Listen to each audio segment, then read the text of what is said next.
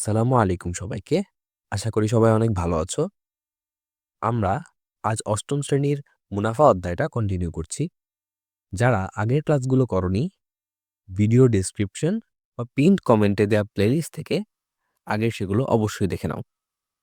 এই প্লেলিস্টে আমরা বইয়ের প্রত্যেকটি লাইন বাই লাইন বুঝে, বুঝে পড়ব এবং বইয়ের সকল উদাহরণ ও অনুশীলনীর ম্যাথগুলো করব। এই কাজগুলো ঠিকঠাকভাবে করলে এই অধ্যায়ের জন্য আর কোথাও আলাদা করে পড়ার প্রয়োজন হবে না। চলো তাহলে শুরু করা যাক আজকের ক্লাস। আমরা আজকে ১৬ নম্বর ম্যাথটা একটু দেখব।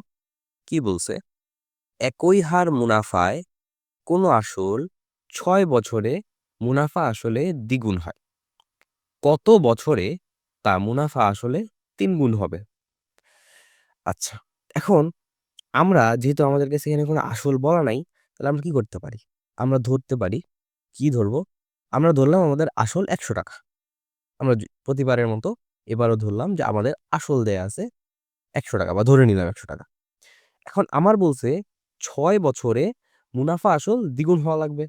তাহলে ৬ বছর পর আমার মুনাফা আসলটা কত হবে? ৬ বছর পর আমার যে মুনাফা আসল হয়ে যাবে হচ্ছে মুনাফা আসল মানে হচ্ছে আসল আর মুনাফার যোগফল। এখন আমারে বলছে মুনাফা আসল হইতে হবে দ্বিগুণ। তাহলে দ্বিগুণ মানে কি? ছিল ৳১০০, দ্বিগুণ হয়ে গেলে এটা হয়ে যাবে ৳২০০। তাহলে আমার মুনাফাটা কত বলো তো? আমি যদি মুনাফাটা বের করতে চাই, দেখো মুনাফা আসল হচ্ছে ৳২০০, এর মধ্যে আসল ৳১০০। মানে মুনাফা আসল ২ টা মিলায় হচ্ছে ২০০, আসল যদি হয় ১০০ তাহলে মুনাফা কত? আরো ৳১০০, তাই না? আচ্ছা। এখন দেখো এরপরে কি বলছে? বলছে কত বছরে, হ্যাঁ? কত বছরে তার মুনাফা আসলে ৩ গুণ হবে। হ্যাঁ, এই যে ঘটনাটা গেল, এটা হচ্ছে ২ গুণের ক্ষেত্রে। ঠিক আছে? এখন আমরা দেখি যে ৩ গুণ হইলে কি হয়? হ্যাঁ? দেখো ৩ গুণে কি হবে? ৩ গুণের ক্ষেত্রেও আসল আমাদের ৳১০০। আমরা খালি দেখব যে ৩ গুণ করলে আমার মুনাফা আসল কত টাকা হইতেছে। মুনাফা আসল হচ্ছে কত টাকা? ৩ গুণ মানে হচ্ছে ৳৩০০ হয়ে যাবে। তাইলে আমার এখানে মুনাফা কত টাকা থাকবে? আসল যদি হয় ৳১০০ আর মুনাফা আসল যদি হয় ৳৩০০, তাহলে ৩০০ থেকে আসলটা বাদ দিলেই তো মুনাফা। মানে হচ্ছে ৳২০০ থাকবে আমার কি? মুনাফা। তাই না? আচ্ছা। এখন দেখো আমরা একটু আগে দেখলাম যে আমাদের যে এই যে ৳১০০ মুনাফা হয়েছিল এটা হইতে সময় কয়দিন লাগছিল? ৬ বছর। তাইলে আমাদের চাইছে যে এই মুনাফাটা হইতে কতদিন সময় লাগবে? তাহলে আমরা বলতেই পারি যে ৳১০০ মুনাফা মুনাফায় সময় লাগে সময় লাগে ৬ বছর। তাই না? তাইলে ৳১ মুনাফায় সময় লাগে কত বছর? ৬ ভাগের ১০০ বছর। তাইলে এখন যদি আমাদের লাগবে মুনাফা কয় টাকা? ৳২০০। তাহলে ৳২০০ মুনাফায় সময় লাগে কতক্ষণ? ৬ গুণ ২০০ ভাগ হচ্ছে ১০০ বছর। এটা ০, ০ এই ০ যদি কাটা দেই তাহলে ৬ দুগুণে হয় ১২ বছর লাগবে যদি আমি এই যে মুনাফা আসলে ৩ গুণ করতে চাই কিংবা ৳২০০ মুনাফা চাই। তাহলে আমাদের এই অ্যান্সার হচ্ছে ১২ বছর। আমরা হচ্ছে ১৭ নাম্বার ম্যাথটা একটু দেখি। বলছে কোনো নির্দিষ্ট সময়ে মুনাফা আসল ৳৫,৬০০ এবং মুনাফা মুনাফা আসলের ২ ভাগের ৫ অংশ। মুনাফা বার্ষিক শতকরা ৳৮ হলে আসল ও সময় নির্ণয় করো। আচ্ছা, আগে দেখো তোমাদের কি, কি দেয়া আছে? তোমাদের দেয়া আছে কি, কি জিনিস? প্রথমত দেয়া আছে মুনাফা আসল মানে A এর মান দেয়া আছে ৳৫,৬০০। আচ্ছা, এরপর বলছে মুনাফা আসলের এত অংশ। কখনো যদি লাস্টে এই যে আসল এর এরকম থাকে এর মানে কি? আসলের সাথে এটা গুণ। তাহলে আমরা বলতে পারি মুনাফা মানে কি? আয়। আয় হচ্ছে এই যে আসল মানে কি? P তাহলে P এর সাথে ২ ভাগের ৫ গুণ। আচ্ছা। এরপর বার্ষিক শতকরার হার দেয়া আছে। বার্ষিক শতকরা কত? R এর মান দেয়া আছে ৮%। এই যে R এর মান এখান থেকে আমরা পাইছি। এখন আমাদের লাগবে হচ্ছে P অর্থাৎ আসলটা কত? এই যে এটা। আর সময় N কত? আচ্ছা, এখন দেখো আমরা একটা সূত্র পড়ছিলাম যে এ সমান সমান আই প্লাস পি, মানে হচ্ছে মুনাফা আসল সহ হচ্ছে মুনাফা আর আসলের যোগ করলে যেটা হয় সেটাই মুনাফা আসল। এখন আমাদের কাছে এ এর মান দেয়া আছে কত, ৫,৬০০। মুনাফার মান কিন্তু দেয়া নেই। তাহলে মুনাফার একটা আমরা যে ইকুয়েশন পাইছি না, যে মুনাফা সমান সমান হচ্ছে, আমরা এখানে মুনাফার একটা ইকুয়েশন পাইছি, মুনাফা সমান সমান হচ্ছে পি সাথে 2/5 গুণ। তাহলে মুনাফার জায়গায় আমরা কি এটা লিখতে পারি? অবশ্যই পারি। তাহলে মুনাফার জায়গায় আমরা লিখে দিই, দেখো এটারে আবার এভাবে লেখা যায়, যেহেতু পি আছে তাহলে পি তো উপরেরটার সাথে গুণাকারে না, তাহলে এইভাবে লেখা যায় যে 2p/5 এভাবে লেখা যায়। তাহলে আমরা লিখি আই এর জায়গায় লিখবো 2p/5, ঠিক আছে, কারণ আই সমান সমানই এটা প্লাস পি। আচ্ছা, এখন ৫,৬০০ সমান সমান এটাকে যদি আমরা লসাগু করি কত হয়? নিচে ৫, এইখানে ৫ আর ৫ কাটা যাবে, উপরে থাকবে 2p, তাহলে ৫ আর ৫ কাটা গেলে থাকে ১, ১ যায় 2p-র সাথে গুণ হইলে 2p, এই প্লাসের প্লাস। আর এখানে এবার যদি এটার সাথে এটার নিচে কিছুই নাই, তাহলে ৫ দিয়ে ১ রে ভাগ করলে ৫ই হয়। হ্যাঁ, তাইলে আমরা যদি ৫ হয় আর এই ৫ আবার উপরেরটার সাথে গুণ হবে, তাহলে ৫ আর p গুণ করলে হয় 5p। আচ্ছা, এখন আড়াআড়ি গুণ করি, এইটার সাথে এইটা, এইভাবে আড়াআড়ি গুণ, তাহলে ৫ এর সাথে গুণ হয়ে যাবে ৫,৬০০। আর এখানে মনে মনে নিচে ছিল ১, ১ এর সাথে গুণ করে দিব এইটা 2p প্লাস 5p, এটার সাথে ১ গুণ করার যে কথা, গুণ না করা একই কথা। আচ্ছা, এখন আমরা আরেকটু করি, দেখো এখানে আমাদের হচ্ছে 5 গুণ ৫,৬০০ ইকুয়ালস টু হচ্ছে, ধর 2p আর 5p যোগ করলে হয় 7p, ঠিক আছে। আচ্ছা, এখন আমাদের মেইনলি দরকার হচ্ছে পি এর মান বের করা। তাহলে পি এর মান যদি বের করতে চাই, তাহলে পি এর সাথে যে ৭ আছে ওটা আমি এই পাশে ভাগাকারে নিয়ে আসতে পারি, কারণ এখানে সে গুণাকারে আছে। তাহলে এটা এবারে দেখতে হবে এরকম যে ৫ ইন্টু ৫,৬০০ নিচে ভাগাকারে ৭। তাইলে আমরা জানি, দেখো এই যে এর যদি সরাসরি ক্যালকুলেটর করো তাও করতে পারো, বা তুমি হচ্ছে হাতে কলমে করতে পারো।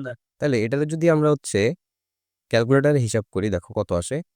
উপরে হচ্ছে ৫ গুণ ৫,৬০০, এটার সাথে ভাগাকারে কত আছে ৭, কত আসতেছে ৪,০০০ টাকা আসতেছে, ৪,০০০ টাকা।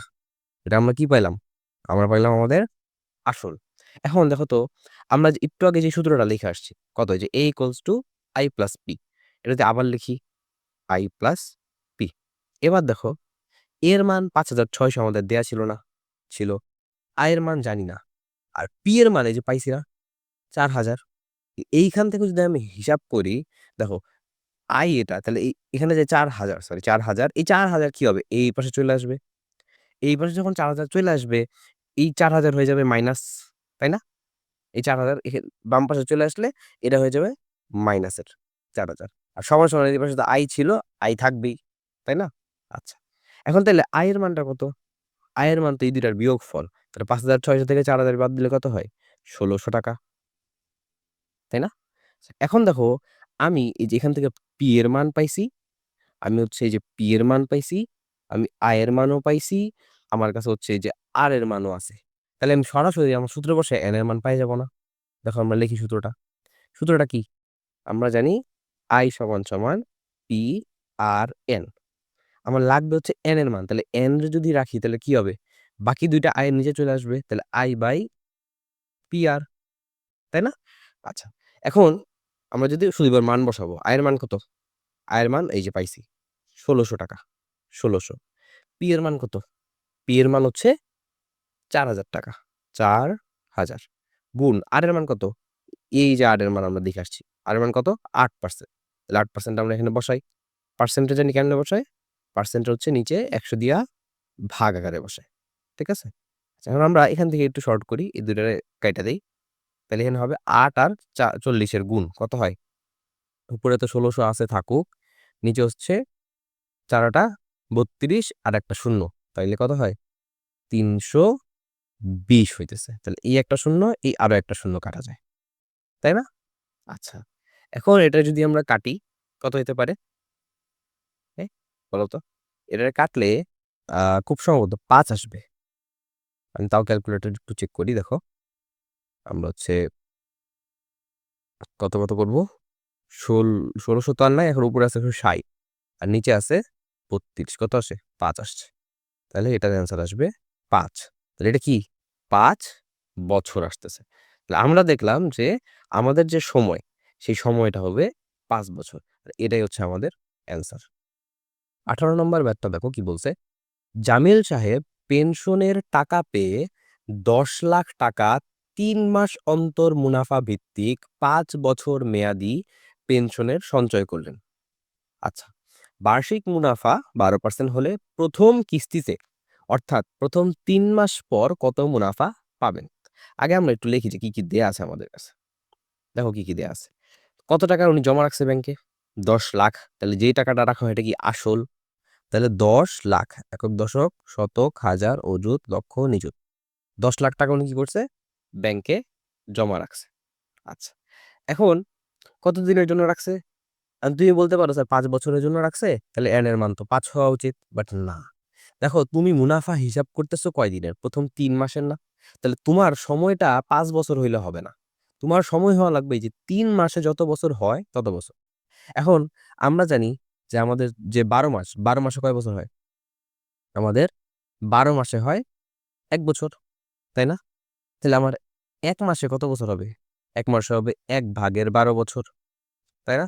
তাহলে 3 মাসে কত বছর হবে? 3 মাসে কত হবে? তাহলে 3/12 বছর, 3/12, 3/12 বছর কত হয়? ভাগ করলে হয় 1/4 বছর। তাহলে তোমার সময় এখন আর 12, তুমি হচ্ছে এখানে 5 বছরের জন্য রাখলে এই 5 বছরটা তুমি সময় দিতে পারবা না। তুমি যতদিনের জন্য মুনাফা বের করতেছো ঠিক ততদিনই তোমার এখানে সময় বসানো লাগবে। এখন এই সময়টা কত বছর? 1/4 বছর। তাহলে এটা আমরা সময় দিব 1/4 বছর।